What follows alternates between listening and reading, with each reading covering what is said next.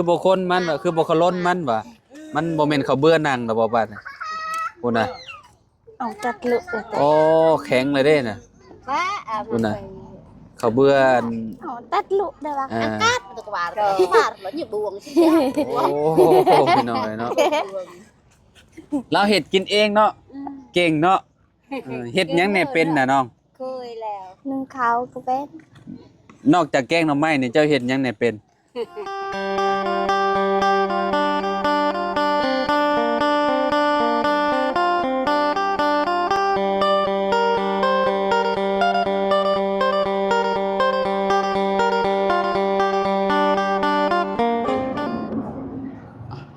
เอาสบายดีสวัสดี FC เบิร์ดสุขูสุคนเนาะบ่ว่าสิอยู่ในและก็ต่างประเทศพี่น้องมาพบมาพ้อกันกับเฮาคือเก่าคือเดิมพี่น้องยามแรงๆเนาะมื้อนี้พี่น้องมีโอกาสเนาะเข้ามาหาทางน้องนางพี่น้องเลยเนาะบ่ฮู้ว่าเพิ่นเฮ็ดหยังอยู่เนาะสบายดีน้องโอ้เฮ็ดหยังนี่ล่ะแกงหน่อไม้บ่ใส่เปิดดูว้าวโอ้โหพี่น้องเอ้ยเนาะเป็นแต่แซ่บแท้นี่ขออนุญาตหน่อยล่ะนิบไม้หน่อยเด้อนิบเองรถเด้อโอ้ดูดกับมันบ่วงเล่าแล้วบาดcát buồn โอ้พี่น้องเอ้ยเนาะจะไปหาเองบ่น้องเลยแกงเองพร้อมเลยอ๋อคักแล้วนี่เนาะหอมกุ้มพี่น้องเอ้ยเนาะจะใส่ใบหยังน้องใบมะอึใส่ใบมังอึบ่เลยที่ว่ามันเขียวๆนี่เจ้าย่องใบยังใส่ใบยะนางบ่ bò ใบยังใส่ลูกใบมะอึ ใบมังอึตำใบมังอึนี่บ่ใส่นี่คือหญ้าอันนี้ย่าบ่อ๋อสวัสดีกระตู้เด้ออันนี้ก็ต้มเมี่ยนแกงนี่บ่นี่น่ะอ๋อของเจ้าโอ้อันนี้ของน้องนางเพิ่นเนาะชื่อค่อยได้บ่ได้อยู่บ่โอ้ตอนอยู่ข้างทางเด้ข้างทางโอ้คือสิหลายเดือนแล้วแหละสิเป็นปีเด้เนาะข้างทางนี่มองบ้านดงนี่เพราะว่าเฮาเคยถ่ายคลิปเราย่างข้างทางพี่น้องย่างข้างทางเลยบ่ได้เข้ามาทางบ้านน้องเพิ่นนะเนาะตอนนั้นน้องเพิ่นไปประมาณ3คนนี่แหละสิจื้อได้อยู่กันจักคนน่ะเพื่อนน่ะน้อง7 คน7คนบ่เลยโอ้เจ้าไปหากินคุมื้อบ่คุมื้อแหละคอยนี่วิไปเพิ่นไปคุมื้อบ่โตอยู่ที่เฮือนแน่ไปสิบ่เห็นอึ้งอันนี้บ่เฮือนเจ้าหาน้องเลยอ๋อนี่อยู่กัน7คนพี่น้อยเนาะพ่อแม่ได้ซะไปแม่ไปส่งให้มันไปส่งเฮงกลมันคุมื้อเนาะค่ำบ่แล้วมาเนาะเลยเจ้าเป็นคนที่เท่าใดก็ที่ชอบคนที่2บ่เลยเข้าโรงเรียนห้องใดไหนล่ะบ่ได้เข้าจักห้องเลยเลยป.1ก็บ่ได้เข้าอ๋อไปหากินนี่คือมีแต่ไปหากินคุมื้อเนาะได้อยู่เลยพี่น้องเอ้ยข้าวกินแน่แม่นบ่โตข้าวกินก็บ่มีสิไปหาเอาคือบ่คนน่ะน้องคือบ่คนมันว่ะคือบ่คล้นมันว่ะมันบ่แม่นข้าวเบื่อนั่งดอกบ่บาดน่ะพุ่นน่ะเอาจัดลุเลยแต่โอ้แข็งเลยเด้น่ะพุ่นน่ะข้าวเบื่อเอาตัดลุได้ป่ะcát được bà nó nhiều buồn โอ้พี่น้องเนาะ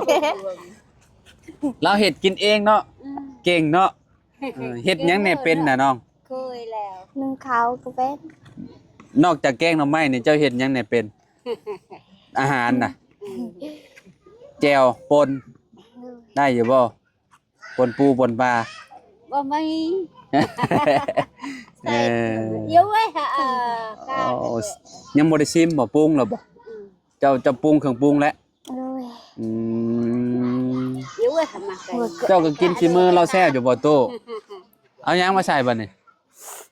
โอ้สิปรุงแล้วพี่น้องเอ้ยเนาะก็สิต้มของแม่ตู้วันนี้บัดนี้เราก็สิแกงคือกันเนาะมื้อนี้หนาวเนาะโตเนาะตะเงียดแห้งเนาะโอ้ยสุดยอดเลยพี่น้องเอ้ยหนาวเนาะเอาน้องนางปงแล้วพี่น้องเอา ออนุญาตเนาะโอ้นี่แหละเฮือนเพิ่นพี่น้องเอ้ยเนาะเฮือนน้องนางเนาะเพิ่นก็สิเอาสังกะสีแอมมาเลยเนี่ยน้องนางเนาะ โดย สังกะสีแอมฝั่งนี้ก็สังกะสีพี่น้องเอ้ยนี่เนาะเพิ่นอยู่กับ จุดรถนะไอ้ 7คนพี่น้องเอ้ยเนาะอันนี้ข้าวแรงบ่กินข้าวแรงบ่นี่ โดย อืม ลัดได้สุด เรียกว่าข้าวเที่ยงโยพี่น้องเอ้ยเนาะอ๋อควันน่ะลิอ๋อพี่น้องเอ้ยเนาะโอ้พี่น้องเอ้ยเนาะโอ้มาแล้วเต้นบ้านน้องอาเจืองพี่น้องเอ้ยเนาะเนาะอ่ะพี่หันหน้ามาพี่น้องนางเนาะมันควันพี่น้องเอ้ยเนาะก็เลยแบบบ่อยากอยู่ใกล้ไฟปานใดมันคิวเวลามันถึกเสือถึงหยังคั่นน่ะเนาะแต่ว่าซุมเจ้านี่ถูกเศร้าสิฟิงเนาะ โดย ตะกี้แต่ก่อนซุมเฮาก็แบบนี้แหละพี่น้องเอ้ยเนาะยามแรงๆก่อไฟฟิงไฟเนาะตู้เนาะมันหนาวเนาะ หนาวแล้วนั่งพิงไฟพี่น้องเอ้ยเนาะย้อนยุกเลยพี่น้องเอ้ยเนาะแต่ละมื้อเจ้าก็ไปหากินของมื้อบ่ โดย เจ้าก็ไปเอาแฮงน้ำแม่น้ำพ่ออยู่บ่นาง ไป มื้อนี้อยู่มื้อนี้เนาะ วันนี้อยู่ตำข้าว ตำข้าว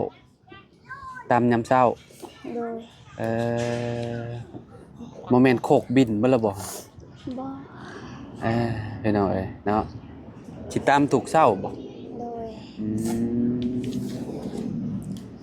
ดุได้พี่น้องเอ้ยเนาะน้องนางเพิ่นนี่ยามหน่อไม้ก็ไปหาหน่อไม้เนาะก็พอได้อยู่บ่หน่อไม้ไปหาบ่ได้หามาขายบ่นั่นนี่บ่น้องนาง บ่ หาได้หามาได้ก็มีแต่พอได้แต่กินบ่ โดย พี่น้องเอ้ยเนาะบ่มีเครื่องแกง น้องเจ้าไปใช้ซะน้องเจ้า ไปลิ้น น้องเจ้าไปเล่น โดย ก็คือแบบไปส่งเฮงนี่คือยามค่ำๆนี่จังมาเนาะประมาณ 4-5 โมงเนาะตอนเช้าออกจังโมงไป 6 โมง ไปซอยเพิ่นนี่ได้ โดย 6 โมงก็มา5 โมงเนาะ โดย มื้ออื่นไปไสมื้ออื่นไปอยู่บ่ ไป ไปส่งแห้ง ไปส่งเฮงคือเก่า โดย โอ้ไปคุมื้อเนาะเจ้าจักปีแล้วก่อนน้องนางบ่ฮู้บ่ฮอดแล้วบ่12 ปี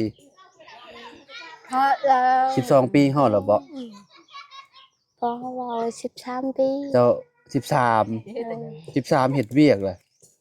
เก่งเนาะเป็นหยังเจ้าจำบ่จะเข้าโรงเรียนน้อง บ่ปลูกมัน มีแต่ปลูกมันอย่างเดียว โดย น้องเจ้าใหญ่ทำได้แหละ น้องแม่ อันนั้นบ่อ๋อหั่นเด้น้องเพิ่นพี่น้องเนาะนี่น้องเพิ่นน่ะนี่น้องของน้องนางเนาะผู้ใหญ่ได้ซะน้องนางผู้ที่1น่ะไปไส ไปส่งแห้ง ไปส่งเฮงคือกันบ่ โดย ไปของแหงบ่ว่าไปก็ตามพระ เจ้าน่ะมีอันพี่น้องจักคนนะห้าบ่ 5 คน ห้าบ่ โดย 5 คนพี่น้องเอ้ยเนาะพ่อกับแม่นี่คือสิบ่เฒ่าปานใดเนาะถ้าก็นอนกลางคืนหนาวบ่ น้ำ หนาวบ่ได้เว้าแล้วเนาะลมพัดวุ่นๆเลยพี่น้องเอ้ยเนาะ เอาเอ้ย อันนี้ไม่เฮ็ดเทือนซำเจ้าบ่ บ่ ของไผซะ ใน เทือนไผไม่เจ้านั่นนี่ตุ คิด เป็นปลาคือนางนี่ โอ้ เป็นเอื้อยพอนี่เป็นน้องเฮาน้องชาย พ่อน้องนางนี่เป็นน้องเจ้า อืมน้องชายเนาะน้องนางพี่น้องเอ้ยเนาะเมื่อเช้านี่ออกคลิปนำบาบุญบ่ โดย เออ เนาะเคยออกคลิปน้ำลายซ่องแล้วเหรอวะบ่เห็นบ่ ได้แล้ว น้ำซ่องภายในเอ้าจื้อได้อยู่บ่ โอ้ยเสียง บ่เสียงก็ออกไปแล้ว ดูปล่อยจันทร์เขาออกแล้ว บ่จันก็ออกแล้ว ดู ซ่องก็ออกแล้ว เลย อืมคือสิบ่จื้อข่อยดอกเจ้าเนาะ มันหลายเดือนอยู่เด้นะพี่น้อง บ่นายเก่าคือเรือ อ้ายบ่าวลาวสตูดิโอเด้อ ดู อืมจะหน่อยมื้อหน้ามื้อในมาถ่ายอันยันเจ้าบ่ฮู้จัก เอ้ยพี่น้องเอ้ยเนาะบักเช้านี่แนมเห็นเพิ่นแวบๆอยู่พี่น้องเอ้ยเนาะเพิ่นไปกับหมู่กับครูเพิ่นไปคิดว่าเพิ่นไปอันหาแคมซะดอกเนาะบ่แม่นเนาะบ่ได้ไปหาแคมบ่ บอ บ่ได้ไปเนาะ ออกแล้วแถม อ๋อแล้วแคมนะเฮาไปบ้านนั่นน่ะเด้ไปบ้านนั่นน่ะพ่อเฒ่าอาเจืองน่ะพระเจ้าเก็บแคมขายเต็มอยู่พี่น้องเอ้ยเนาะหรือว่าแบบยามนี้น่ะมันออกหลายยามนี้น่ะ ออกอันยามนี่ไล่แค่ อืม กัดแถมอย่างคนมันเอาแห้ง แต่ชุมเจ้าก็เคยไปเก็บบ่เคยไปเก็บมาขายอยู่บ่ เคย แคมได้ ดู อ๋อเคยอยู่เนาะอืมพี่น้องเอ้ยก็ดีอยู่ก็ดีอยู่เนาะแต่ตอนนี้ยังไปเอาแฮงอยู่เนาะน้องเนาะ ดู อื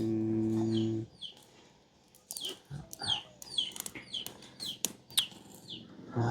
จ้ะพี่น้องเอ้ยหนาวเลยมื้อนี้แหละหนาวแฮงเนาะยามเช้านี่แทบสิบ่อยากลุกเลยพี่น้องเอ้ย มือหนาว หนาวสะเงียดแฮงพี่น้องเอ้ยเนาะอ้ายมีขนมสิให้น้องนางเนาะถ้าแป๊บหนึงเด้อ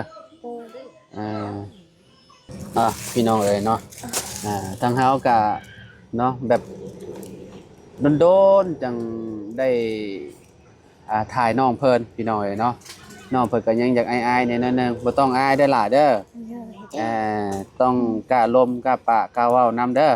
น้องนางเนาะมื้อหน้ามื้อในเดี๋ยวสิเข้ามาหาทางน้องเพิ่นใหม่พี่น้องเอ้ยเนาะทางเฮือนซานเพิ่นก็สิประมาณนี้แหละเพิ่นนอนกัน 6-7 คนพี่น้องเอ้ยเนาะเรือนน้องนางนี่เนาะ น้องน้ำกันไหนอ่ะ นอนทางแม่ตู้นี่ก็นอนนำกันบ่นอนเทือนหลังนี้บ่เรานอนต่างบ่นอนหลังนี้บ่พอแม่ตู้นอนหลังนี้เนาะ